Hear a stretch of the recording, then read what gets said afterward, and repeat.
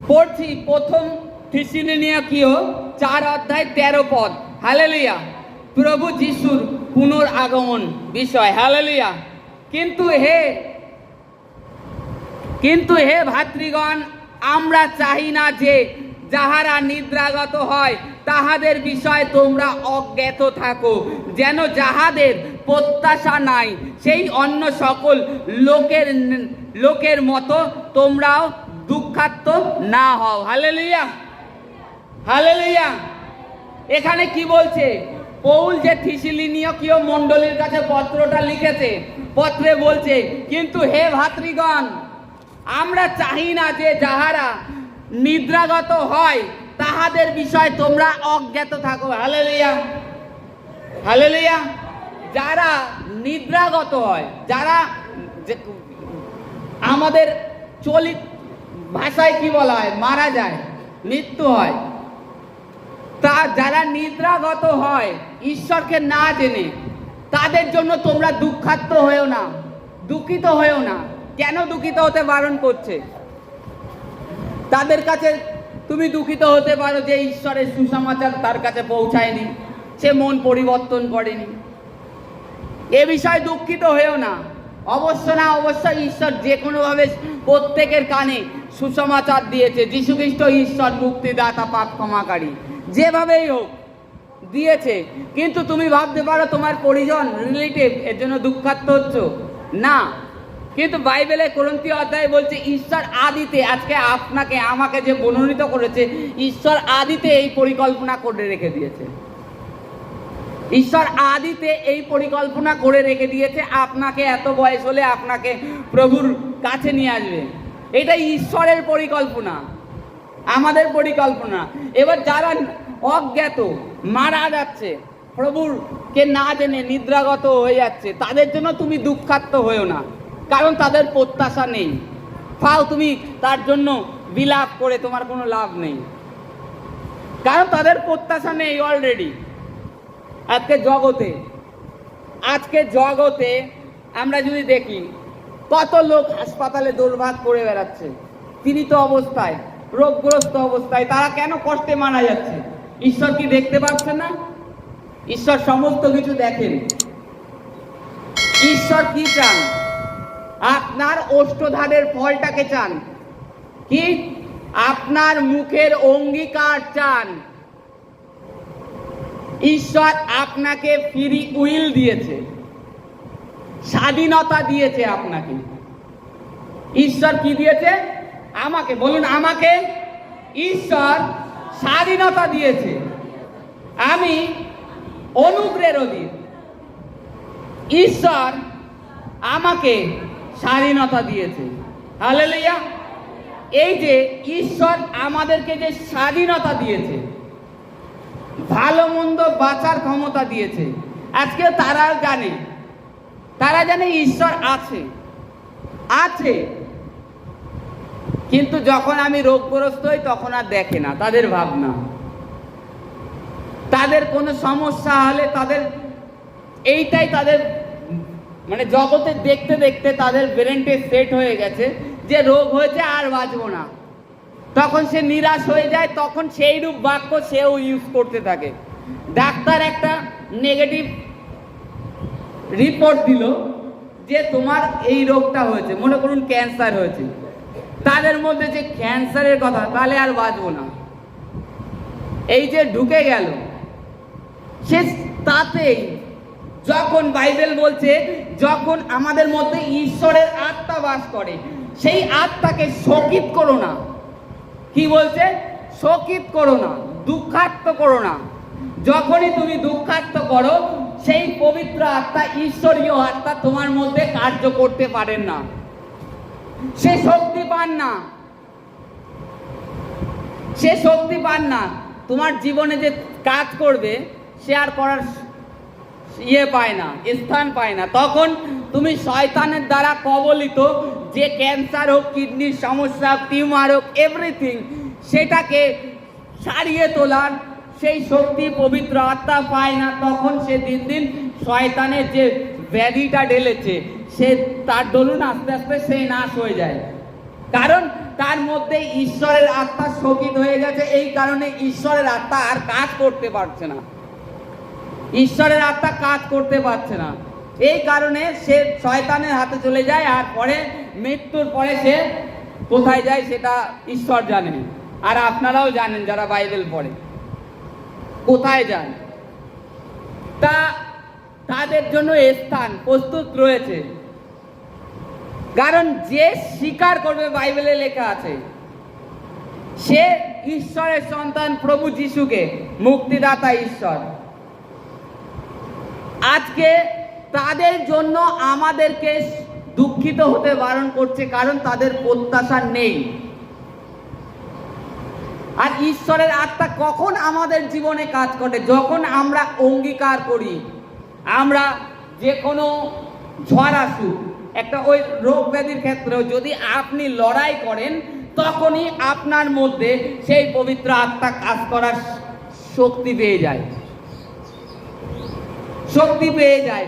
এই কারণে আপনি হয়তো এমন একটা রোগে পড়েছেন যা হচ্ছে পৃথিবীতে ডাক্তারের অসাধ্য, ভালো হতে পারে না ডাক্তারের কথা, কিন্তু ঈশ্বর দ্বারা তাহা সাধ্য হয়। কারণ বাইবেলে এর প্রুফ আমরা দেখি, এর প্রমাণ যেরকম যে লাল সমুদ্রকে ঈশ্বর যখন দুভাগ করেছিলেন, মোশি জলে আঘাত করেছিল একটা লাঠি দ্বারা। এটা কি জানেন যে এই নিয়ে বৈজ্ঞানিক খুব চর্চা করেছিল, যে এটা গল্প কথা বলে ধরে নিয়েছিল।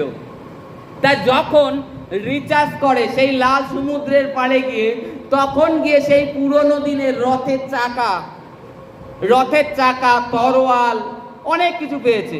যা পেয়েছে তাতেই বৈজ্ঞানিকরা পুরোপুরি পোক্ত হয়ে গেছে যে হ্যাঁ, বাইবেলে যে সমস্ত ঘটনা লেখা আছে এগুলো রিয়েল ছিল আর হয়েছে। তারা স্বীকার করেছে যে সমুদ্র দুভাগ হয়েছে। আমরা যখন আমাদের মানুষের কল্পনার বাইরে যখন হয়ে যায়, তখন ঈশ্বরের আত্মা যদি আমাদের মধ্যে, যে আমাদের দ্বারা হবে না, কিন্তু ঈশ্বরের আত্মা দ্বারা সমস্ত কিছু করতে আমি পারবো, এই যখন আমাদের ব্রেনটা সেট হয়ে যায় আর আমরা ঈশ্বরের উপরে বিশ্বাস রাখি, তখন যত বড়ই রোগ আসুক, ক্যান্সার আসুক, টিবি আসুক, আপনার কিডনি খারাপ হয়ে যাক, তাও ভালো হয়ে যাবে। জানেন, ঈশ্বরের একজন মহান দাস ছিলেন, ফল দিনাকরণের বাবা, জিসাস কল মিনিস্ট্রির যিনি মূল ছিলেন, তার দুটো কিডনি খারাপ হয়ে গিয়েছিল, তাকে আইসিইউতে রাখা হয়েছিল, যে আর বেশি দিন হয়তো বাঁচবে না। তখন সে উঠে কি করেছে জানেন? আইসিইউতে রয়েছে, তখন উঠে বসতে পারছে না, অনেক কষ্ট বসেছেন, বসে বলছে, প্রভু, আমি তো আমার জীবনভর তোমার সেবা করে এসেছি, আমি জানি আমি যদি মরে যাই তোমার ওখানে যাব, কিন্তু প্রভু আমার এখনো তোমার রাজ্যের কাজ শেষ হয়নি। বলছে, প্রভু তোমার রাজ্যের কাজ আমার এখনো শেষ হয়নি, আরো করতে হবে, এখনো অনেক আত্মাদেরকে আমার রক্ষা করতে হবে, তোমার পথে ফিরাতে হবে। এই বলে যখন উঠে প্রার্থনা করলো, সে দেখে একটা স্বর্গদূত পাশে এসে তার পেটে হাত দিয়ে বলছে, যা, আজকের থেকে তুই সুস্থ। ডাক্তার পরে এসে সে হেঁটে চলে বেড়াচ্ছে, যে আইসিইউ এর মধ্যে ছিল সে হেঁটে বেড়াচ্ছে, উঠে দেখছে ডাক্তার নার্সরা যে কি হলো। তখন এসে তাকে সঙ্গে সঙ্গে ডাক্তার নিয়ে আসে, তখন আবার তার আলট্রাসোনোগ্রাফি আর যা রিপোর্ট করার দরকার ছিল করেছে, দেখে তার দুটো কিডনি ভালো হয়ে গেছে সেই মুহূর্তে। কে করেছে? ঈশ্বরের আত্মা। যখন আপনি ঈশ্বরের কাজ করতে চান, বাইবেলে লেখা আছে, প্রভু যিশু তার বাক্যে বলছে, তুমি যদি আমার রাজ্যের জন্য প্রাণ হারাও, তাহা তুমি রক্ষা করবে। ঈশ্বরের বাক্যে বলেছে, কারণ ঈশ্বর মানুষ নয় আপনাকে ঠকাবে। আর ঈশ্বর নিজের নামে প্রতিজ্ঞা করেছে, যেটা আপনি যদি ঈশ্বরের বাক্যকে অঙ্গীকার রূপে আপনার জীবনে চালিয়ে যান, আপনি যত বড় সমস্যায় থাকুন না কেন, ঈশ্বর আপনাকে সেই সমস্যার থেকে উঠাবে। প্রভু প্রতিজ্ঞা করেছে, প্রভু আপনাকে বের করবে। আর অন্য যারা নাশ হয়ে যাচ্ছে তাদের জন্য আপনারা দুঃখিত হয়েন না, কারণ বাইবেলে বলছে তাদের, এখানে বলছে পরিত্রাণের জন্য, হালেলুয়া, এখানে বলছে হও, পরে 14 দেখব, কেননা আমরা যখন বিশ্বাস করি যে যিশু মরিয়াছেন এবং উঠিয়াছেন, তখন জানি ঈশ্বর যিশু দ্বারা নিদ্রাগত লোককেও সেই রূপ তাহার সহিত আনয়ন করিবেন। হালেলুয়া। কি বলছে? যাদের প্রত্যাশা নেই তাদের জন্য দুঃখিত হয়েও না, কিন্তু এখানে বলছে কেননা আমরা যখন বিশ্বাস করিয়াছি যে যিশু মরিয়াছে এবং উঠিয়াছেন, তখন জানি ঈশ্বর যিশু দ্বারা নিদ্রাগত লোকদিগকেও সেই রূপ তাহার সহিত আনয়ন করবে। কখন? পুনরুত্থানের পর ঈশ্বর সকলকে এক জায়গায় সংগ্রহ করবে, আনবে, সে যেখানেই থাক। যখন আমরা ঈশ্বরে প্রভু যিশুতে বিশ্বাস করেছি আমাদের প্রত্যাশা আছে, কিন্তু অন্য লোকের নেই। তারপরে বলছে কেননা আমরা প্রভুর বাক্য দ্বারা তোমাদিগকে ইহা বলিতেছি যে আমরা যাহারা জীবিত আছি, যাহারা প্রভুর আগমন পর্যন্ত অবশিষ্ট থাকিব, আমরা কোনো ক্রমে সেই নিদ্রাগত লোকের অগ্রগামী হইব না। হালেলুয়া। যারা নিদ্রাগামী হয়ে গেছে তাদের অগ্রগামী, মানে তাদের আগে যাব না কখনো, কারণ প্রভু আমাদেরকে মেঘযোগের রথে তুলে নেবে। বাইবেলে বলেছে ঈশ্বরের আগমন সন্নিকট। আজকে অদ্ভুত জিনিস পৃথিবীতে দেখতে পাচ্ছি যা কোনোদিন হয়নি, আজকে হয়ে যাচ্ছে। বাইবেলের চিহ্ন স্বরূপ বাক্যে ভবিষ্যৎবাণী যে সমস্ত হয়ে রয়েছে ঈশ্বরের আগমনের পূর্বে যে হবে, আকাশে অদ্ভুত লক্ষণ দেখতে পাবে, সূর্য অন্ধকার হবে, চন্দ্র লাল হবে, এই ঈশ্বরের বাক্যে লেখা আছে। অদ্ভুত অদ্ভুত জায়গায় জায়গায় ভূমিকম্পের তাড়না বেড়ে যাবে, যুদ্ধের জনরব শুনবে। আজকে সেইগুলো শুরু হয়ে গেছে অলরেডি, কারণ ঈশ্বরের আগমন সন্নিকট। আর বলছে তোমরা যারা বিশ্বাস করেছো তারা কোনো বিষয় ভীত হয়েও না, কারণ ঈশ্বর যখন প্রভু যিশুকে উঠিয়েছেন তোমাদেরকেও উঠাবেন। আর তোমাদের প্রত্যাশা আছে, কিন্তু যারা নিদ্রাগত হয় তাদের জন্য দুঃখিত হয়েও না। কিংবা এখানে বাইবেল আরো একটা বলছে যারা বিশ্বাসী ভাই বোনেরা প্রভুতে নিদ্রাগত হয় তাদের জন্য তোমরা দুঃখিত হয়েও না, শোক করো না, প্রভু তাদেরকেও আনবেন আমাদের সাথে। আর যারা অবিশ্বাসী তাদের তো প্রত্যাশা নেই, দুঃখিত হয়েও না, কারণ তুমি হয়তো তাকে চেতনা দিয়েছো, সে শোনেনি, তুমি না দাওনি, আর একজন দিয়েছে, যে জীবন্ত ঈশ্বর প্রভু যিশু মুক্তিদাতা ঈশ্বর। বিশ্বাস করো, চলো প্রার্থনা কেন্দ্রে, তোমার জীবনে যে সমস্যা এসছে প্রভু বের করবে, কারণ তিনি জীবন্ত ঈশ্বর। সে হয়তো আপনার কথা শোনেনি, আসেনি, মন ফিরায়নি। আজকে যে মন ফিরাবে, প্রভুর পথে ফিরে আসবে, প্রভু তাদেরকে সমস্ত বন্ধন থেকে স্বাধীনতা দেবে, সমস্ত মুক্তি দেবে, উদ্ধার দেবে। একমাত্র জীবন্ত ঈশ্বর। বাইবেলে প্রভু যীশু খ্রিস্টের লেখা আছে, প্রভু যীশু খ্রিস্ট বলছে আমি পথ, আমি সত্য, আমি জীবন। আর কেউ বলেন প্রভু যীশু বলেছে। আজকে আমাদেরকে সেই ঈশ্বরে বিশ্বাস করা উচিত। আজকে দেখেছেন যে যিশুর প্রার্থনা কেন্দ্রে এত চমৎকার কেন হচ্ছে? কারণ বাইবেলে লেখা আছে প্রভু অনুগ্রহ ঢেলে দেবেন, প্রভু অনুগ্রহ ঢেলে দেবেন যেখানে পাপের বৃদ্ধি হয়েছে। আজকে যদি দেখি পুরো পৃথিবীতে ইউটিউবে সার্চ করে দেখবেন কত মিনিস্ট্রি হয়েছে আর কত অদ্ভুত কাজ ঈশ্বর করে যাচ্ছে, কারণ এগুলো তার আগমনের চিহ্ন, ঈশ্বরের আগমনের চিহ্ন। আজকে আমরা যারা প্রভু যিশুতে বিশ্বাস করেছি ধার্মিক গণিত হয়ে গেছি অলরেডি। বাইবেল বলছে তোমরা ধার্মিক গণিত হয়ে গেছো, তোমাদের পাপ আর গণনা করা হবে না। হ্যাঁ, এইবার যখন ধার্মিক গণিত হয়ে গেছো, তোমাদের পুরাতন পাপ কোনো স্মরণে আসবে না, কিন্তু তার মধ্যে কয়েকটা উল্লেখ করে দিয়েছে যে এইগুলো থেকে তোমরা সাবধান থাকো, বাঁচো। ব্যভিচার, এই সমস্ত থেকে কয়েকটা বড় বড় পাপ সম্বন্ধের কথা উল্লেখ করেছে, কারণ এগুলো ঈশ্বর ঘৃণিত আর এগুলো মৃত্যুজনক পাপ। আজকে নিজেদেরকে পরিষ্কার করুন, ধৌত করুন, আর ঈশ্বরের বাক্য পড়ুন প্রচুর রূপে। যখনই আপনি বাক্য পড়বেন, আপনার মধ্যে কোনো একটা মন্দ কর্ম করতে গেলে আপনাকে অলরেডি সে পবিত্র আত্মা, সে বাধা দেবে, আপনার মধ্যে থেকে চেতনা দেবে। বাক্যে অমুক জায়গায় এই লেখা আছে, এটা করো না, এটা পাপ।